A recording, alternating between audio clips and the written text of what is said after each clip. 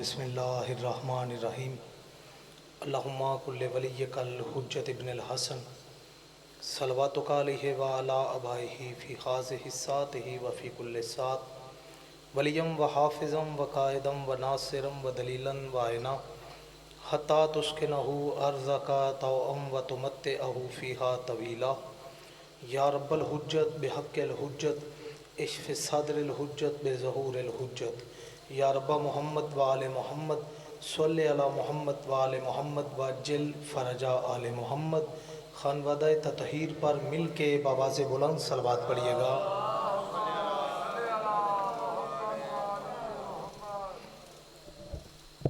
محمد مصطفیٰ نے غدیر کے میدان میں دو کام کیے تھے، ایک علی کی ولایت کا اعلان کیا تھا، ایک جو پیچھے تھے انہیں آگے بلایا تھا۔ تھوڑا تھوڑا آگے تشریف لے آئیں تاکہ جو پیچھے سے آنے والے ہیں وہ پیچھے ہی بیٹھ جائیں۔ آ جائیں آگے، یہ جگہ خالی پڑی ہے، بھائی جان آپ بھی آ جائیں۔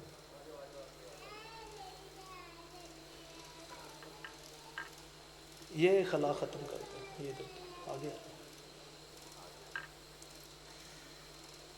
اعوذ باللہ من الشیطان اللعین الرجیم بسم اللہ الرحمن الرحیم الحمدللہ الذی علا فی توحدہ ودان فی تفردہ وجل فی سلطانہ وعظم فی ارکانہ وحاط بکل شیء علما وہو فی مکانہ وقہر جمیع الخلق بقدرتہ برہانہ مجیدا لم یزل محمودا ولا یزال بارئ المسموقات وداہ المدہوات وجبار الارضین والسماوات والصلاة والسلام علی سید العرب والعجم قیلا فی شانہ مکی المدنی الحاشمی القرشی سید الاب القاسم محمد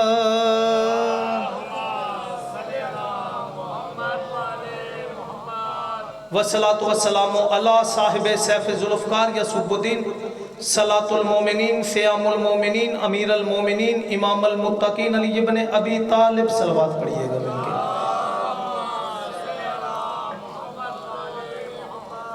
والصلاة والسلام علی بنت نبی اللہ حجاب اللہ قدرت اللہ نعمت اللہ آیت اللہ کلمت اللہ حجت اللہ بنت نبی الثقلین رب الحسن والحسین صلوات۔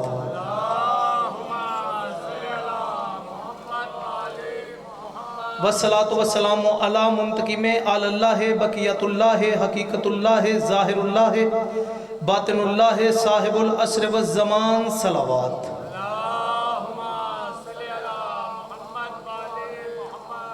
اما بعد قال سبحانہ وتعالی فی کتابہ المبین بسم اللہ الرحمن الرحیم وما خلقت الجن والانس الا لیعبدون۔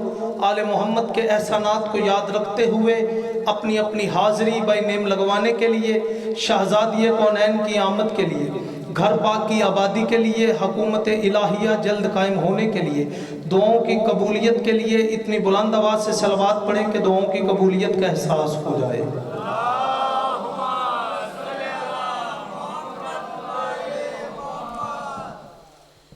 اجازت ہے گفتگو کا آغاز کیا جائے۔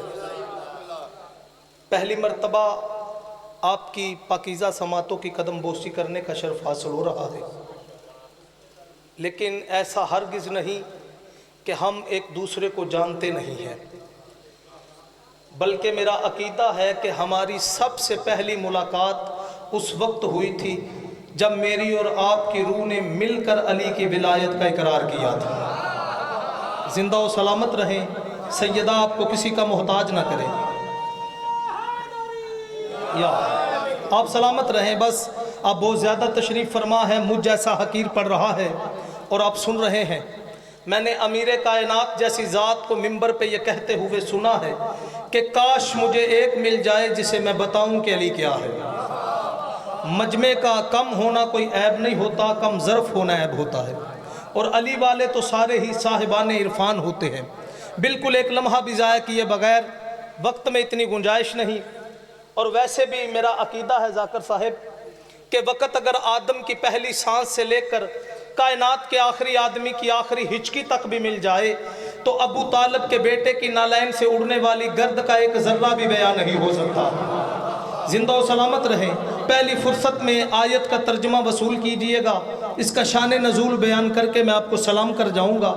اللہ رب العزت ارشاد فرما رہا ہے وَمَا خَلَقْتُ الْجِنَّ وَالْإِنسَ إِلَّا لِيَعْبُدُونَ، ہم نے جنوں اور انسانوں کو خلق ہی عبادت کے لیے کیا ہے۔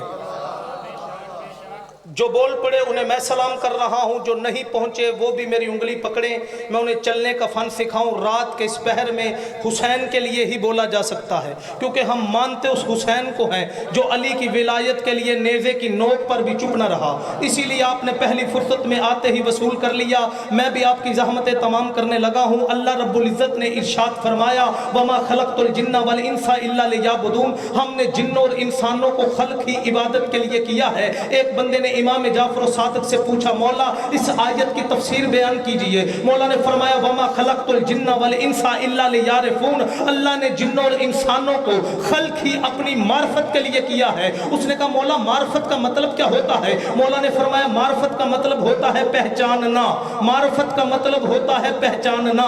سائل نے سوال کیا مولا اللہ نے اگر اپنی معرفت کے لیے کیا ہے، مولا اللہ تو نظر ہی نہیں آتا، مولا اللہ کبھی نظر آئے گا؟ مولا فرماتے ہیں اے جاہل وہ چھپا ہی کب ہے جو نظر آئے گا، اے جاہل وہ چھپا ہی کب ہے جو نظر آئے گا۔ مولا فرماتے تجھے قسم ہے اس رب اکبر کی جس کے دستہ قدرت میں میری جان ہے، ذرا سچ بول کے بتا کیا تو اس وقت اپنے اللہ کو نہیں دیکھ رہا؟ کیا تو اس وقت اپنے اللہ کو نہیں دیکھ رہا؟ اس نے کہا مولا کسی کو پہچاننے کے لیے اس کے چہرے کی ضرورت پڑتی ہے، مولا کیا اللہ کا چہرہ ہے؟ مولا نے فرمایا کہ تم نے قرآن کی آیت نہیں پڑھی للہ المشرق والمغرب فأينما تولوا فثم وجه اللہ ہے، چاہے مشرق دیکھو چاہے مغرب دیکھو تم جدھر بھی دیکھو گے تمہیں وجہ اللہ نظر آئے گا۔ مولا فرماتے مولا اللہ کا چہرہ ہے۔ مولا نے فرمایا کہ تم نے سورہ رحمان کی آیت نہیں پڑھی وَيَبْقَ وَجْهُ رَبِّكَ ذُو الْجَلَالِ وَالْإِكْرَامِ، ہر چیز ہلاک ہو جائے گی سوائے اللہ کے اس چہرے کے جس کے نوکر علیہ السلام ہے، وہ خود ذو الجلال والاکرام ہے۔ کہ مولا اللہ کا چہرہ ہے، مولا فرماتے اللہ کا چہرہ ہی نہیں ہے، اللہ کی آنکھیں بھی ہیں۔ مولا وہ کیسے؟ فرمایا کہ تم نے قرآن کی آیت نہیں پڑھی اے نوح کشتی بنا میری 10 آنکھوں کے سامنے۔ اب یہ بھولی قوم کو بتانا پڑے گا چہرے 5 ہو تو آنکھیں 10 ہوتی ہے، چہرے 5 ہو تو آنکھیں 10 ہوتی ہے۔ مولا فرماتے کہنے لگا مولا کہ اللہ کی آنکھیں ہیں، مولا فرماتے اللہ کے ہاتھ بھی ہیں۔ مولا وہ کیسے؟ مولا نے فرمایا جب اللہ نے حضرت آدم کو خلق کیا تھا، اللہ نے حضرت آدم کو خلق کرنے کے بعد فرشتوں سے کہا اسے سجدہ کرو، قرآن کہتا سب نے سجدہ کیا الا ابلیس، ابلیس نے کہا میں اسے سجدہ نہیں کروں گا۔ اللہ کی آواز آئی اے ابلیس اسے سجدہ کرنے سے انکار کر رہے ہو، خلقت بیدیا جسے میں نے اپنے دونوں ہاتھوں سے بنایا ہے۔ کہ مولا اللہ کے ہاتھ بھی ہے، مولا فرماتے صرف اللہ کے ہاتھ نہیں اللہ کا پہلو بھی ہے۔ مولا وہ کیسے؟ مولا فرماتے اللہ قرآن میں کہہ رہا ہے الا مفرط فی جنب اللہ ہے، بہت سے لوگ ایسے ہیں جو حشر میں اپنے ہاتھوں کو کاٹ کاٹ کے کہیں گے کاش ہم جنب اللہ کو نہ گھٹاتے، کاش ہم جنب اللہ کو نہ گھٹاتے۔ مولا فرماتے اچھا میں تیرے اور شک کو اور بلند کرنے کی، تیرے شک کو ختم کرنے کی کوشش کرتا ہوں۔ مولا فرماتے اللہ نے قرآن میں فرمایا یا ایھا الذین آمنوا لا تقدموا بین یدی اللہ والرسول، اے ایمان والو کبھی بھی اللہ کے آگے کھڑے نہ ہونا، کبھی بھی اللہ کے آگے کھڑے نہ ہونا، کبھی بھی اللہ کے آگے کھڑے نہ ہونا۔ مولا فرماتے جو بھی ہمارے آگے کھڑا ہوا گویا وہ اللہ کے آگے ہی تو کھڑا ہے، گویا وہ اللہ کے آگے ہی تو کھڑا ہے۔ مولا کیا مطلب؟ مولا فرماتے اللہ نے اپنا ہاتھ بھی ہمیں کہا، اپنا چہرہ بھی ہمیں کہا، اپنی آنکھیں بھی ہمیں کہا، اپنا دل بھی ہمیں کہا، اپنا نفس بھی ہمیں کہا، اپنی روح بھی ہمیں کہا۔ اللہ نے سب کچھ کہنے کے بعد کہا وَمَا أَدْرَاكَ وَمَا قَدَرَ اللَّهَ حَقَّ قَدْرِهِ، اے آدم کے بیٹو تم نے میری ویسے قدر نہیں کی جیسے میری قدر کرنے کا حق تھا۔ بالکل یہ ایسے ہی بات ہے جیسے میں گھر بیٹھ کے کہوں کہ میری شام کے بٹیوں والوں نے میری قدر نہیں کی، آپ کہیں گے قبلہ آپ آتے تو صحیح ہم آپ کی قدر نہ کرتے، پھر اعتراض کرنے کا حق تھا۔ اب اللہ بھی شکوہ کر رہا ہے وَمَا قَدَرَ اللَّهَ حَقَّ قَدْرِهِ، اے آدم کے بیٹو تم نے میری ویسے قدر نہیں کی جیسے میری قدر کرنے کا حق تھا۔ میں نے اللہ کی بارگاہ میں سوال کیا میرے مالک تو آیا ہی کبھی نہیں، ہم تیری قدر کیسے کرتے؟ اللہ کی آواز آئی میں آیا تھا تم نے پہچانا نہیں، میں آیا تھا تم نے پہچانا نہیں، میرے مالک تو کہاں پر کیسے آیا؟ فرمایا میں 17 ربیع الاول کو محمد کی صورت میں ظاہر ہوا، تم نے میری قدر نہیں کی۔ میں 13 رجب کو اپنے گھر سے ظاہر ہو گیا، تم نے میری قدر نہیں کی۔ میں بطول کے حجاب سے ظاہر ہوتا رہا، تم نے میری قدر نہیں کی۔ میں حسن کے حسن سے ظاہر ہوا، تم نے میری قدر نہیں کی۔ میں شبیر سے کربل ملنے آ گیا، تم نے میری قدر نہیں کی۔ میں سجاد کے سجدوں سے ظاہر ہوا، تم نے میری قدر نہیں کی۔ میں باقر کے علم سے ظاہر ہوا، تم نے میری قدر نہیں کی۔ میں جعفر کی صداقت سے ظاہر ہوا، تم نے میری قدر نہیں کی۔ میں علی اکبر کے شباب سے ظاہر ہوتا رہا، تم نے میری قدر نہیں کی۔ میں قاسم کی تقسیم سے ظاہر ہوتا رہا، تم نے میری قدر نہیں کی۔ میں علی اصغر کے حسن سے ظاہر ہوا، تم نے میری قدر نہیں کی۔ میں جناب عمران سے ظاہر ہوا، تم نے میری قدر نہیں کی۔ میں تقی کے تقوی سے ظاہر ہوا، تم نے میری قدر نہیں کی۔ میں نقی کی نقاوت سے ظاہر ہوا، تم نے میری قدر نہیں کی۔ میں حسن عسکری کی حیبت سے ظاہر ہوا، تم نے میری قدر نہ کی۔ اسی لیے میں نے قرآن میں کہا فَبِأَيِّ آلَاءِ رَبِّكُمَا تُكَذِّبَانِ، تم میری کون کون سی نعمت کو جھٹلاؤ گے؟ میں آتا رہا تم جھٹلاتے رہے، میں آتا رہا تم جھٹلاتے رہے، لیکن یاد رکھنا جب کعبے کی چھت پر مہدی کی صورت آؤں گا، اگر قدر نہ کی پھر میری تلوار جانے اور وار جانے۔ جیو جیو سلامت رہے، بسم اللہ خیر ہو خیر۔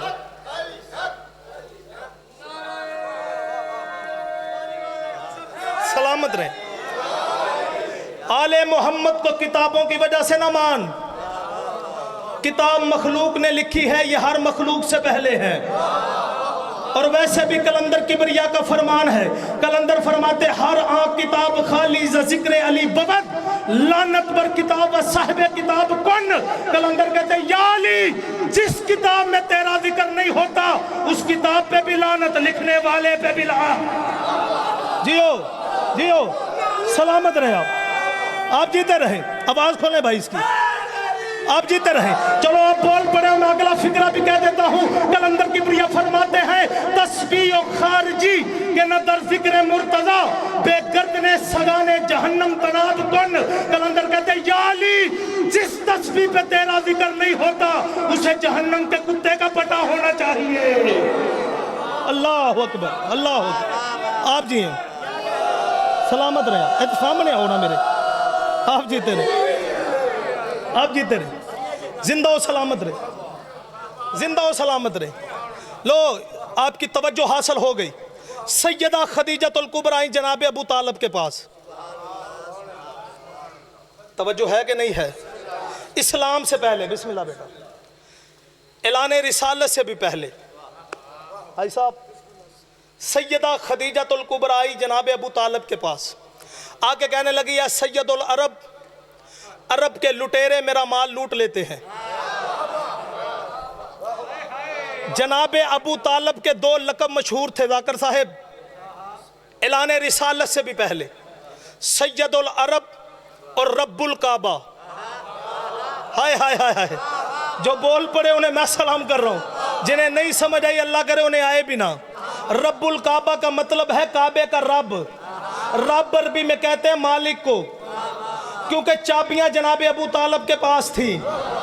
نہ مجھے وہ پڑھنا آتا ہی نہیں کہ جناب ابو طالب کا میں ممبر پہ آ کے ایمان پڑھوں کہ جناب ابو طالب نے جی کلمہ پڑھا تھا۔ میرے بھائی عزت حیدر کی قسم ہے، ایک بندے نے امام جعفر صادق سے پوچھا مولا کیا آپ کی جد ابو طالب نے کلمہ نہیں پڑھا؟ مولا فرماتے ہاں نہ میں نے پڑھا ہے، نہ میرے بابا محمد باقر نے پڑھا ہے، نہ میرے دادا سجاد نے پڑھا ہے، نہ میرے دادا حسین نے پڑھا ہے، نہ میرے دادا علی نے پڑھا ہے، نہ میرے دادا ابو طالب نے پڑھا ہے۔ اور جاہل کلمہ وہ پڑھتا ہے جو پہلے کافر ہو۔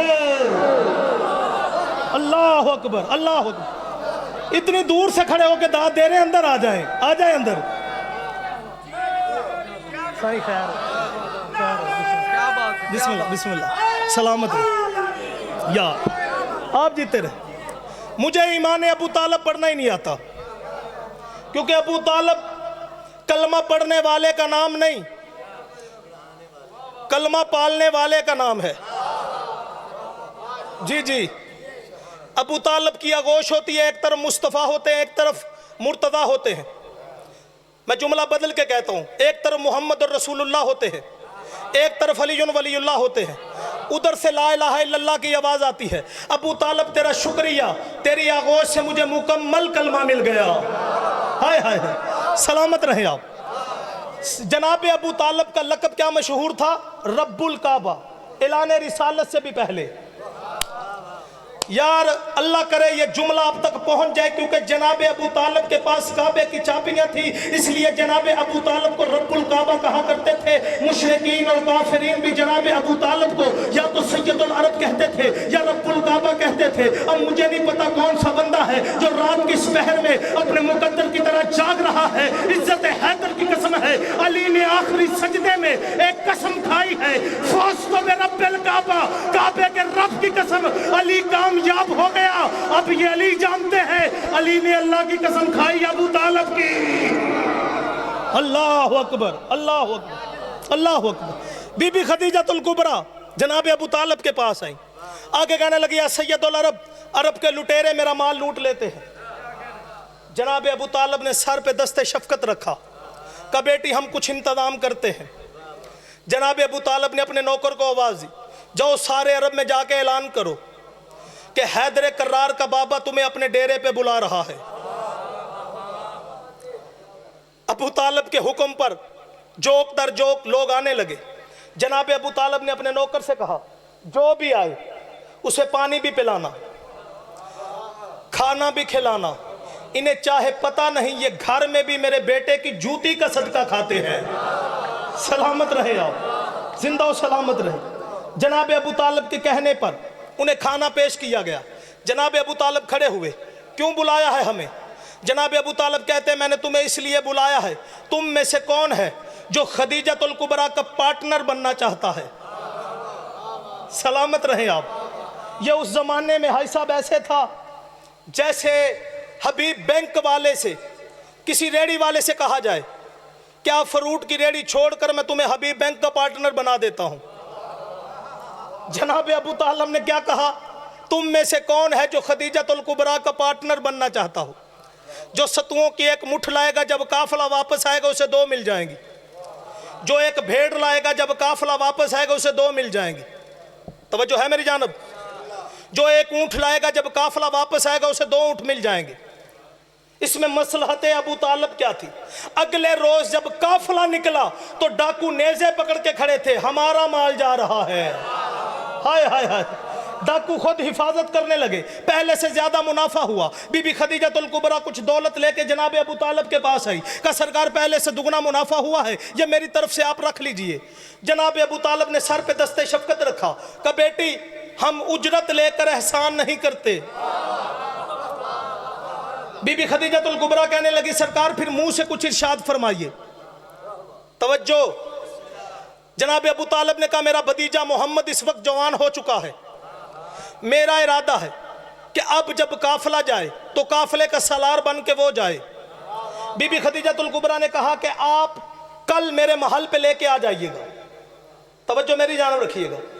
جیسے ہی کائنات کا سب سے بڑا شریف چچا کائنات کے سب سے بڑے نفیس بھتیجے کی انگلی پکڑ کے خدیجہ کے دروازے پہ نوکری دلوانے کے لیے پہنچا، اللہ کے پردے کی ماں اپنے پردوں میں آرام کر رہی تھی۔ اوئے ہوئے ہوئے، حجاب اللہ کی ماں اپنے پردوں میں آرام کر رہی تھی۔ نور مصطفیٰ کی کرنیں قبلہ بی بی کے نوری محل میں پڑی، تڑپ کے بستر پہ کھڑی ہوئی، اپنے نوکر کو آواز دی، میسرہ کو، میسرہ جی مخدومہ، فرمایا جو نوری چہرہ میں دیکھ رہی ہوں یہ بشر کا نہیں رب کا چہرہ ہے۔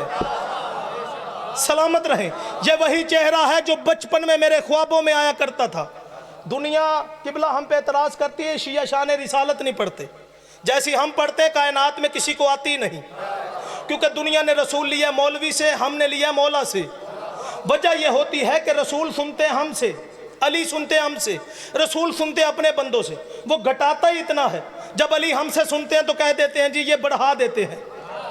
حق یہ بنتا تھا کہ علی بھی ہم سے سنتے، رسول بھی ہم سے سنتے، کیونکہ ہم مجلسوں میں بیان کرتے ہمارا علی وہ ہے جو مالک یوم دین ہے، علی وہ ہے جو حاکم یوم دین ہے، علی وہ ہے جو صراط مستقیم ہے، علی وہ ہے جو نبی العظیم ہے، علی وہ ہے جو ولی دارین ہے، علی وہ ہے جو امام القبلتین ہے، علی وہ ہے جو شریف القرآن ہے، جو مظہر الایمان ہے، جو کامل کفر و طغیان ہے، جو کافر ظلم و عدوان ہے، جو قطب الاقطاب ہے، جو حبیب الحباب ہے، جو رب الارباب ہے، جو حیرانگی میں ڈوبے ہوئے ہیں، ان کے لیے کہنے لگا ہوں بھائی میں شان رسالت پڑھ رہا ہوں۔ علی وہ ہے جو ظاہر موجود ہے، علی وہ ہے جو ساجد والمسجود ہے، علی وہ ہے جو شاہد والمشہود ہے، علی وہ ہے جو عابد والمعبود ہے، علی وہ ہے جو نور علی نور ہے، علی وہ ہے جو کتاب مستور ہے، علی وہ ہے جو بیت المعمور ہے، علی وہ ہے جو صاحب طور ہے، علی وہ ہے جو خالق النور ہے، علی وہ ہے جو تنائے صبر ہے۔ آپ اس سے زیادہ چپ کر جائے، علی وہ ہے جو نور علی نور ہے، علی وہ ہے جو تنائے صبر ہے، علی وہ ہے جو مولا کل ہے، علی وہ ہے جو حسن اول ہے، علی وہ ہے جو عقل اول ہے، علی وہ ہے جو رزق اول ہے،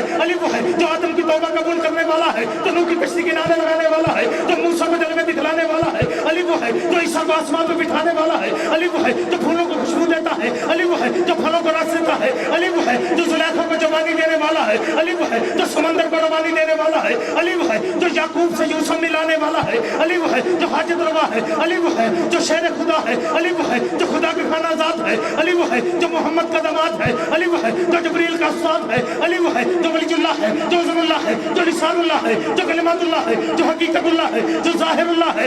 اتنا بڑا علی اپنے سر سے امامہ اتار کر جس کی نالین صاف کرے اسے شیعہ محمد کہتے ہیں۔ اللہ اکبر، اللہ اکبر، اللہ اکبر۔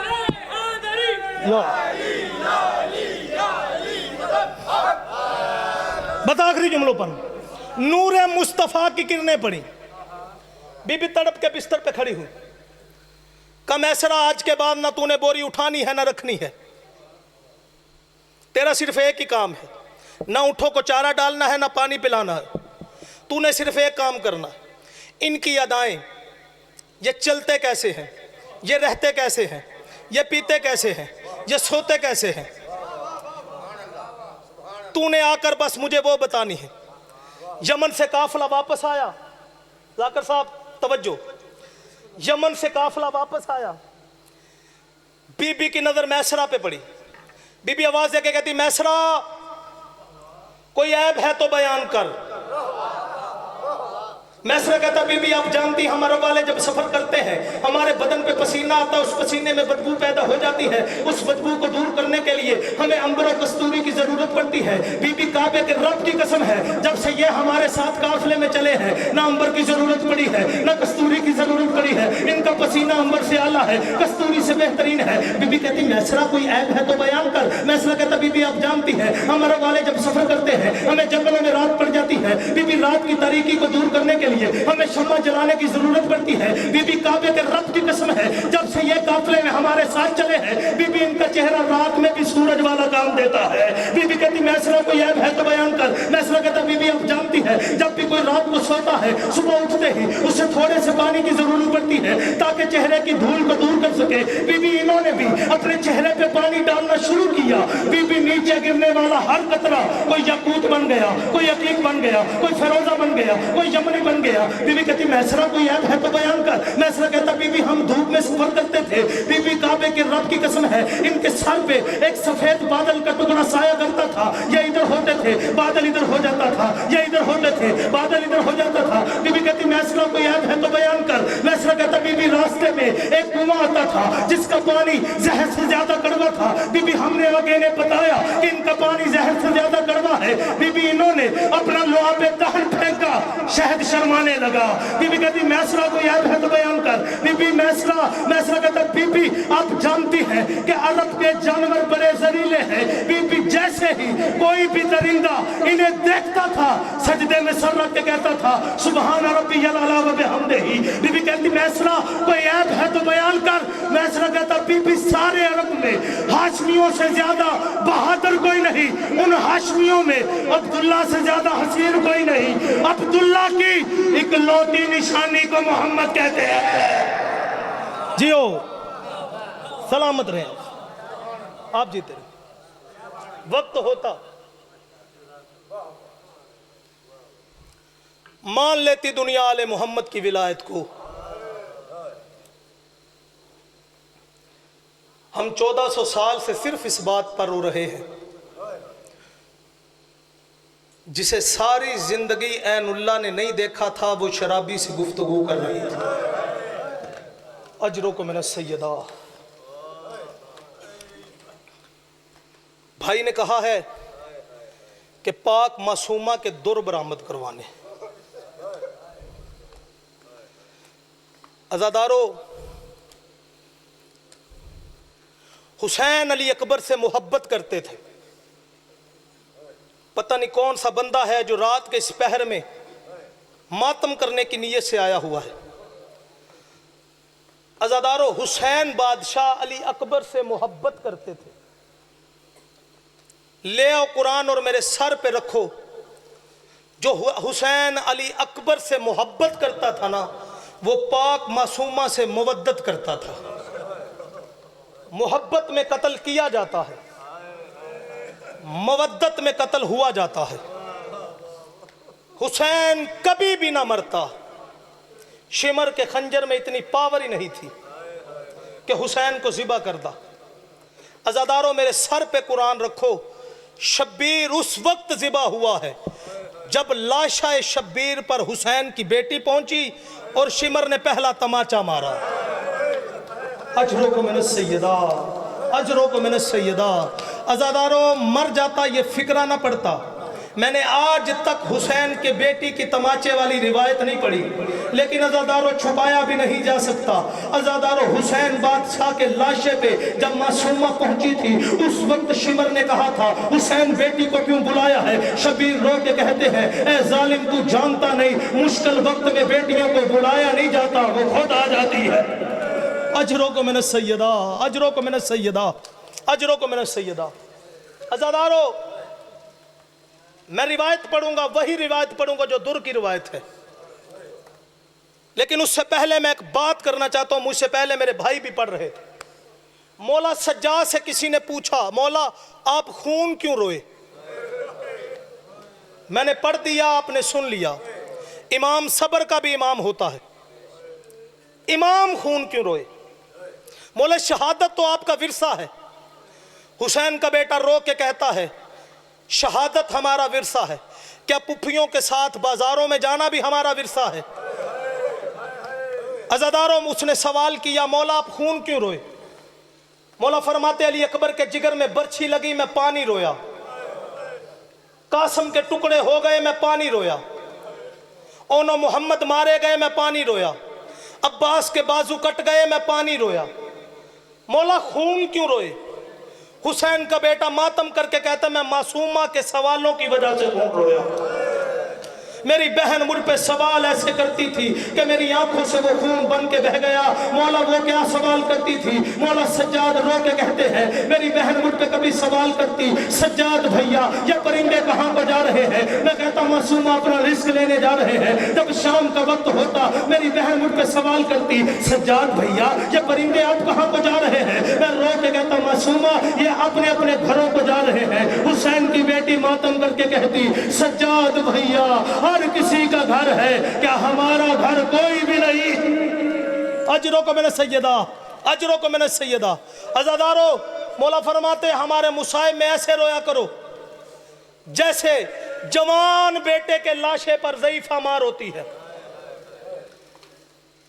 کوئی آیا ہو یا نہ ہو، حسین کی بیٹی اور حسین کی بہن ضرور آتی۔ جب مومن گریہ کر کے روتے ہیں، حسین کی بیٹی اپنی پاک پپھی پہ سوال کرتی ہے پپھی اماں یہ رونے والے کون ہیں؟ بی بی رو کے کہتی معصومہ یہ تیرے بابا کے عزادار ہیں۔ پپھی اماں کس کو رو رہے ہیں؟ حسین کی پاک بہن رو کے کہتی تیرے بابا کو رو رہے ہیں۔ اس وقت حسین کی بیٹی رو کے کہتی پپھی اماں اگر یہ میرے بابا کو رو رہے ہیں انہیں تو کوئی بھی تماچے نہیں مار رہا۔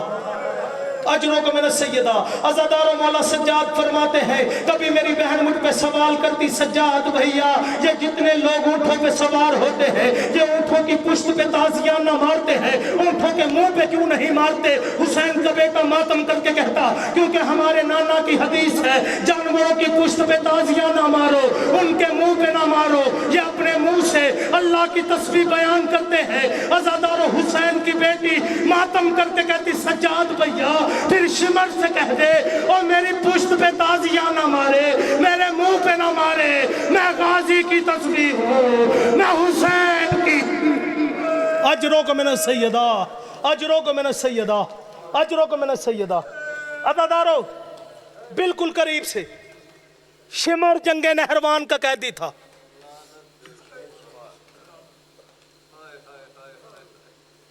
حسین بادشاہ اور مولا حسن بادشاہ کوفے کے قید خانے کے آگے سے گزرے. شمر آواز دے کے کہتا ہے اے حسن اور حسین آپ کریم ابن کریم ہیں، میری بات سنیے.